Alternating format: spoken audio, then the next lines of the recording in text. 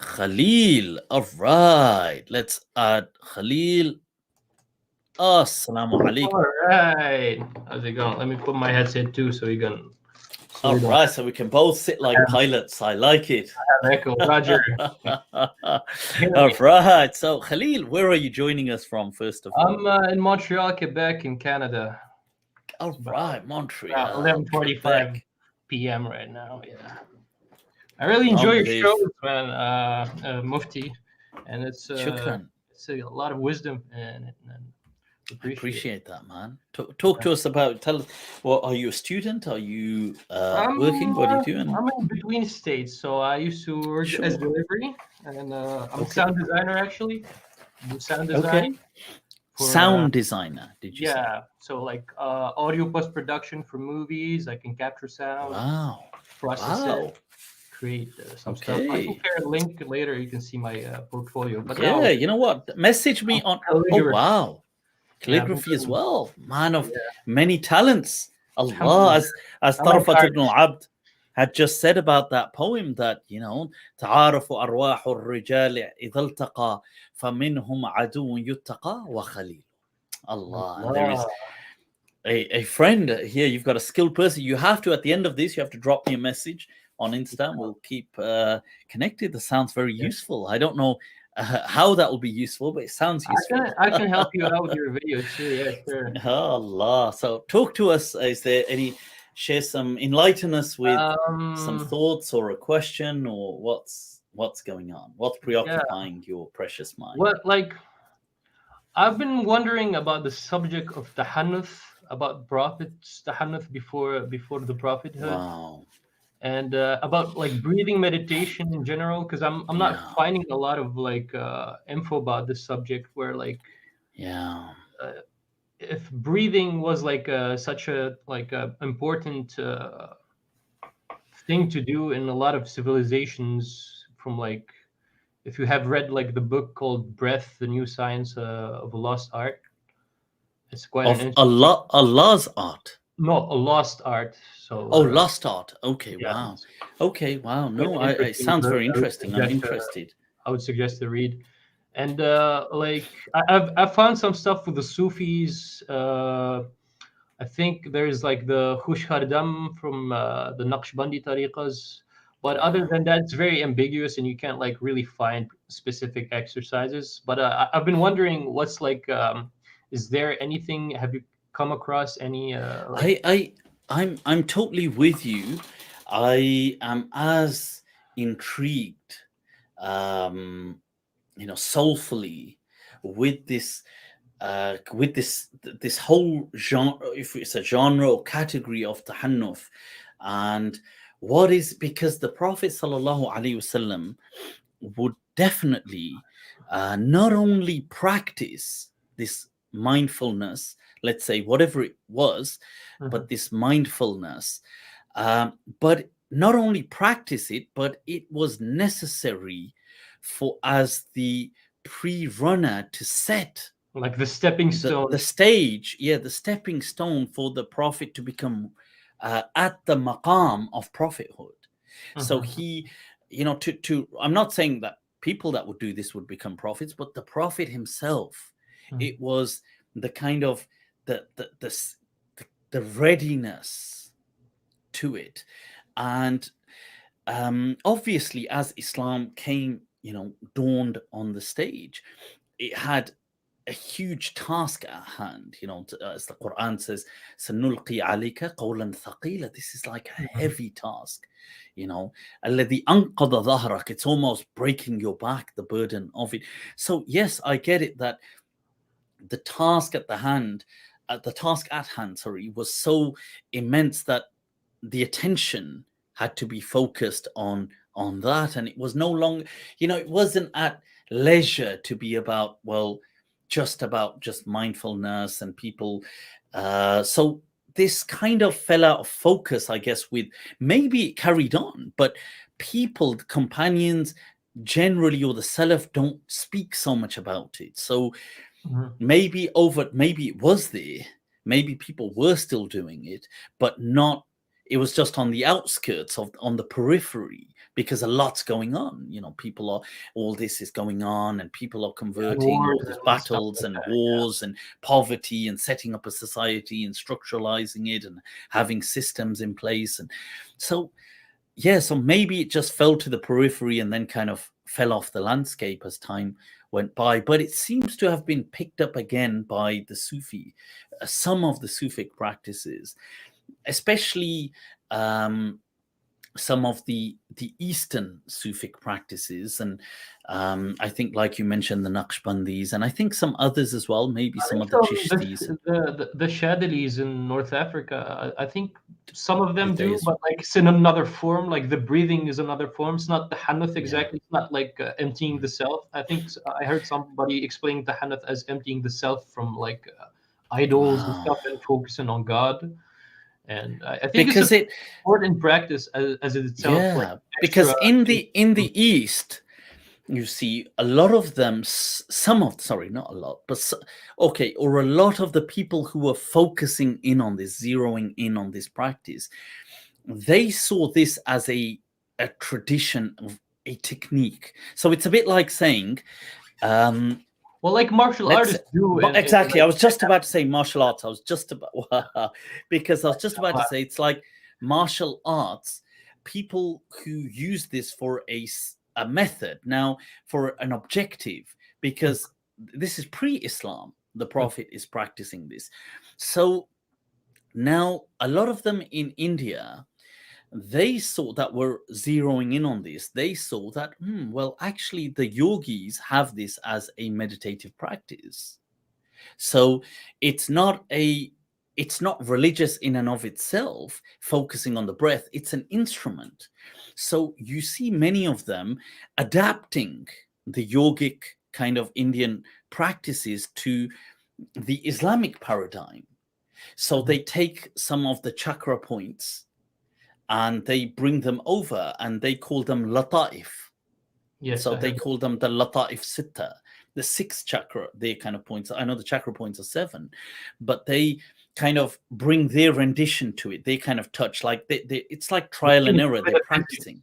Kind of like And I've read some of them speak about the breath and the practicing until you kind of can feel this vibration. And I've read in some places, I've only read in English, where they speak of, so for example, Aurangzeb's brother, who was Dara Shikoh, oh yeah, yeah. who's It's an eventually interesting executed figure. by, Yeah, he's a quite yeah, an so interesting he, figure. yeah, so he has some works, and I've read from some of those extracts where he's speaking about the breath and about the humming sound. And he likens this to being very. So he highlights the importance of this vibrational, this hum, which he says is the kind of the humdrum of existence.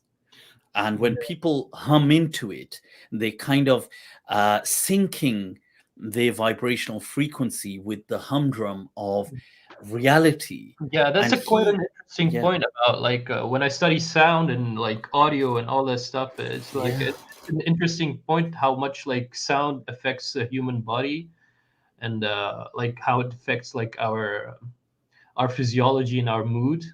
And some music yeah, like will bring you into like a state of like happiness or even darkness. Some like yeah. there's some dark It's music. amazing, isn't it? I'll tell you.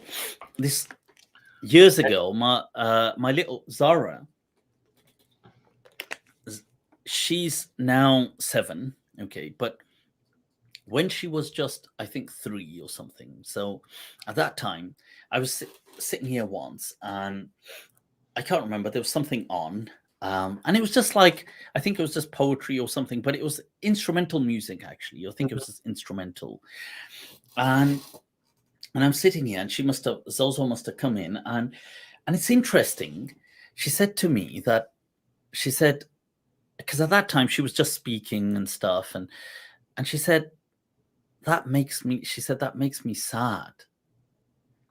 And I remember being really kind of like intrigued, that what does? And she said, that music, it makes me sad. And And I was like, wow, like I thought, because it kind of hit me that, you see, without a context, without, there was nothing like visually sad, Like you can say it's but from fitra, like what, like yeah, it's from the fitra. our Like it hit me. neurophysiology permits our access to that realm. And Yeah, I even notice it with my niece. So, like it's she's listening to music. She's like barely 2 years old, and she dances to any rhythm like naturally. Yeah, like she moves and she laughs when like the music is fun and stuff like that. yeah, that they Bring can back, tell that. yeah, yeah, it's really really interesting. But to go back to the point of humming, we even like have that effect when we say "Ameen" in Jama'ah, and like Yeah, everybody says "Ameen," and it's like elongated, and everybody's and it humming. creates that. Like Yeah, it's like that vibration, everybody's like silent after that. and it's And true. Even just this kind of that beat thing, that vibration, in many ways. I was saying this a bit earlier on today, that I remember on YouTube you can click the Earth's for kind of vibrational frequency. It's kind of frequency sound that it's people have these yeah, going and on for even the hours. stars, there's somebody like that did like a composition how the stars are moving, and he created like a composition from their like the frequency they're Wow. moving in, and like created notes from it. There's a TED talk, and I'll send you this in a link later probably. Because one could, you see, what one could kind of extract from this is, if we take it down, that existence comes into reality by an utterance. The Quran saying it's an utterance of kun, this just be. And if you're taking utterance to its kind of like a reductionist form, it's Mhm. just vibration that is giving rise to reality, and everything beginning with just vibration. And in some ways you could say, well, that's also in some ways like the Big Bang is this Yeah, vibration of like a energy that big releases this bang whole. of energy. Yeah, And probably it was like a huge sound, but we can't hear that. We don't know how it sounded or how it yeah, was. yeah, But we it don't, leaves you wondering. but it must have You had, can it, imagine it. it must have had a vibration at the very, the whole fusion begins with some kind of vibration, isn't it? And then obviously explodes. But Oh, indeed, indeed. wow. Even like we as humans cannot even like access like the full scale of like the sound frequencies, if you know. So we can like Yeah. hear from 20 hertz to 20,000 hertz, but there's like lower Okay. than that, there's like the sub frequencies, and there's like Yeah. high frequencies. And like whales will communicate with like higher frequencies that we like barely hear like the end of their spectrum, or like the beginning of their spectrum, and they go even higher. Like you can say like also dogs will like have like sharper hearing than humans, and they will Yeah. hear like more detailed. But like I remember, on that, I remember the study into kind of like the infrasound, and they were explaining that, like you mentioned, at 20 kind of decibels we start, but certain creatures yes, will yes, communicate at a sub frequency. So let's say at 19, 18. Now, what they found in a particular study, that certain people, they sometimes get like they get a very scary feeling, and they yes, can't explain fear why they're frequency, scared.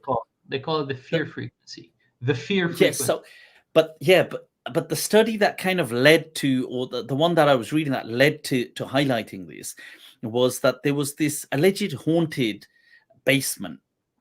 So Uh-huh. these in this kind of office kind of building, where whoever would go in there, they would kind of freak out, and they would think that, did they see something, or, and they would freak out, but they wouldn't, like they couldn't see anything. But everybody that went in there, and there was this kind of like this old storage or whatever they had there. So Mhm, there was yeah. this rumor about this being haunted. So eventually what happens is they get it all checked out, and people are trying to see what is it. But everybody that, or many people that go, they freak out, and they don't know why they're freaking out. They think they've seen something, or they think they can't see, and they they're just so this ominous. And then it turns out that there was some apparatus, I can't remember, some equipment that was emitting an infra frequency Yeah. sound. A So sub infrasound. frequency. Yeah. Yeah, sub frequency. So it was at like 19 decibels. So Yes. we couldn't hear it. But humans have evolved. They were showing that, especially to safeguard us from, let's say, things like elephants or certain attacks, where animals were communicating, but we couldn't see them, but we could still pick it up as a defense mechanism to know something's wrong. Yeah, for And sure. we would we would know to move out of that territory. And we still have this as a vestige kind of ability and modality, but we're unaware of it. So I found that so fascinating. Yeah, indeed, indeed. But like, I have like a couple points to add on that. Like, well, why I called it fear frequency, because there's like Okay. an article when I was studying sound, and the teacher was showing us like how like we're teaching us about sub frequencies and all that stuff. He told us like, interestingly, they discovered that like tigers and lions in general, when they growl, the lowest frequency in their growl is 19 hertz, and that Yeah. helps paralyze their prey. And I find it quite interesting. And on top of that, like you talked about the haunted house in horror movies, where they used to like make you feel eerie and like uncomfortable in those like horrific scenes, or like they're gonna jump scare you. They will use a sub frequency in mixing the movie, so like they will add a track of Wow. frequency, so it can like they make you feel, oh my god, this movie makes me want to throw up, and like and make Wow. me afraid. Like it will trigger like neurological way That's of amazing, isn't it? That's so. On one way, you just gotta admire the amount of hard work going into it. I indeed, love indeed. it. Wow, Yeah. that's amazing. Because when you said about tigers, I remembered it did mention amongst elephants. It mentioned tigers as well, Yes. communicating in these sub frequencies. Wow. But yeah, wow, Khalil, it's been epic. I Thank you very really much for enjoyed that. this. So yeah, definitely do send me a message on Instagram, and Sure, inshallah. let's kind of stay connected. And definitely we'll catch up and we'll talk a lot more about this. I'm definitely enjoying that. So shukran for joining. All Take right. care. Maliki, Assalamu peace out. alaikum. Salam Likewise, alaikum. peace out, man. People, that was Khalil of Rai. What a discussion right there on sound.